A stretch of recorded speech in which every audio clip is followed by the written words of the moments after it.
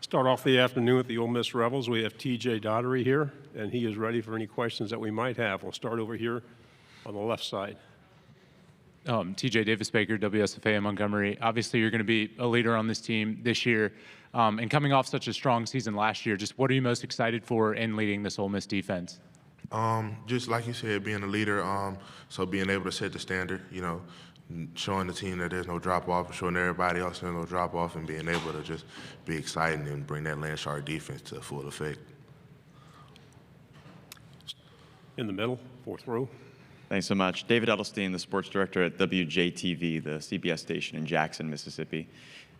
Looking forward to this season. A lot of changes like there are in college football every year now. Transfer portal, Ole Miss has been a great team at taking advantage of that. What do you think it takes in a year like this, especially where on both sides of the ball so many people have left because they've gotten drafted? They've not just because they've transferred, but because they've been recognized for their talents at the NFL level. What does it take to keep that same high expectation to make the college football playoff in a season like this with new teams? Guys like me, Austin, and Caden Lee, who were here last year and years before that, who knows the standard in and outs of Ole Miss football and how to be an Ole Miss football player. So guys like us being able to take that next step and be a leader on and off the field for new guys, young guys, I think that's the biggest key to keep that component and keep the standard of how it is.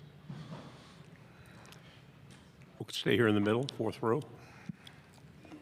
Thanks again.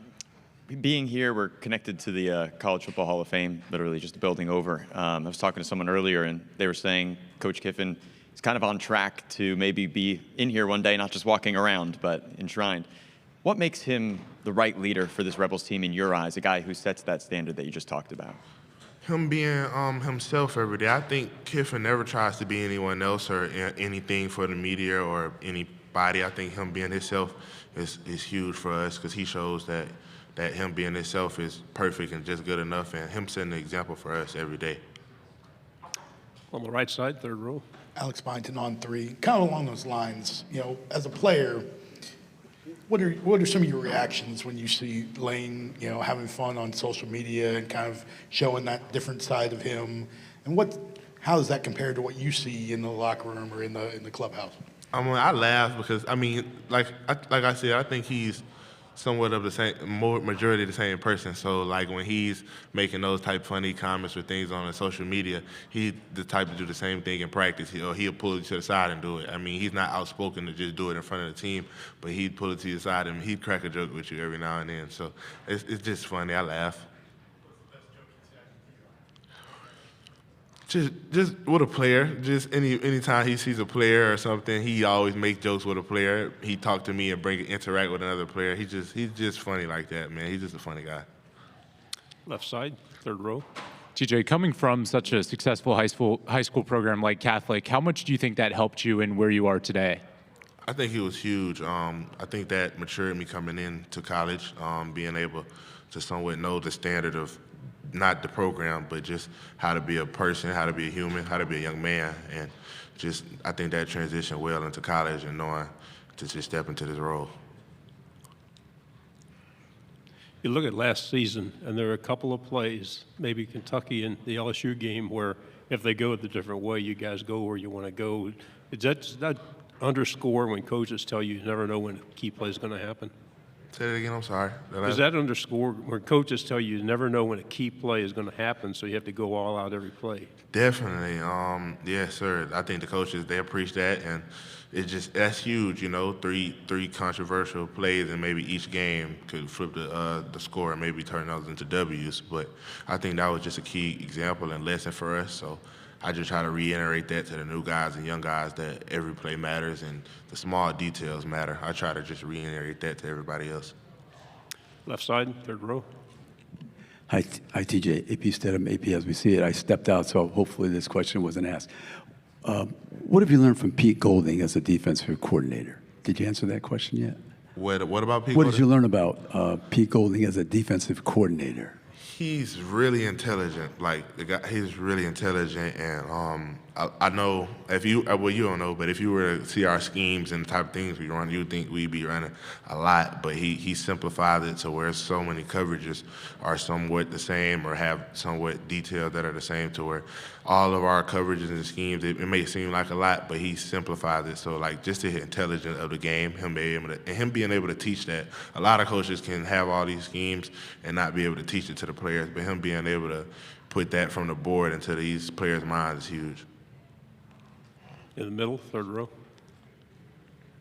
For playing in practice, getting a chance so far leading up to the season, what's it been like going up against Simmons if you've had that opportunity? It's been good. It's been good. It's been awesome. Just watching him develop and grow, just seeing him take steps, even from the spring to now in the summer, watching him take a huge step, leadership and just ability. I think him being comfortable, like I'm watching him get more comfortable day in and day out, and the throws he's making are miraculous. So just watching that is awesome.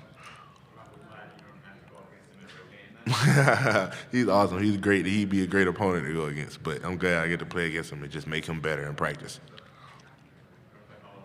Yeah, sure. How does Simmons so far, as a younger guy, we saw what he did against Georgia last year, coming in when Dart had to go out and right away to a crucial touchdown. How does he make you guys as a defense better? His ability. I think, like you said, his ability, like that was just a flash of his ability. So even though him being a young guy and him not having like major experience, his ability has been great, and that challenges the defense with the throws he makes, like let alone him having to be a leader or just being older. Like the throws he's making out there are just crazy. So that's probably one of the biggest ways he's challenging us. Sure. Take the microphone if you would, please. Of course. Thank you. Rapid fire questions here for me. I appreciate it. You guys, with the expanded college football playoff last year, came in 13th overall in the national rankings, which is one spot away. How do you guys what is your mindset heading into this year? Want to make it to the top 12, but knowing that you were literally right on the doorstep, maybe a chip on your shoulder. Like in your own words, how would you describe what that mindset is, even with the changes on the roster that you talked about? For sure, a chip on my shoulder, for sure, especially being here last year. But just with the new guys on our roster, just being able to focus on this year, take it week at a time. But it's been good, and the chips on our shoulder, it's been a huge chip on our shoulder. All the guys are hungry, new guys and the young guys. Everybody's hungry, so that's been good. Right side, second row. Because you kind of brought it up, with Austin and Jackson, how would you kind of compare their games? As a linebacker, you get a good viewpoint of what they're doing at practice. So how would you kind of compare and contrast their individual games? Comparing, I think their game's similar in like their comfortability, the way they're able to sit in the pocket and watch routes develop and plays develop and not feel rushed, rather to get the ball out or, make a mistake.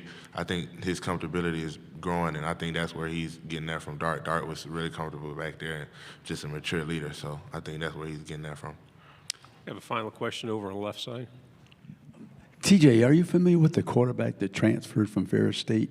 Did he arrive in the springtime? Did he ended up coming down there? Yes, sir. So what can you tell us about him? He must be pretty good to make that jump from Division II all the way to Division I. Yes, sir. He has great talent as well. I think him coming in, he's been awesome, just being able to learn. I think his ability to come in and learn the offense has been great, and him getting more comfortable with the receivers and the O-linemen, just the team's been awesome. So it's been good. TJ, thank you for your time. Good job. Appreciate it.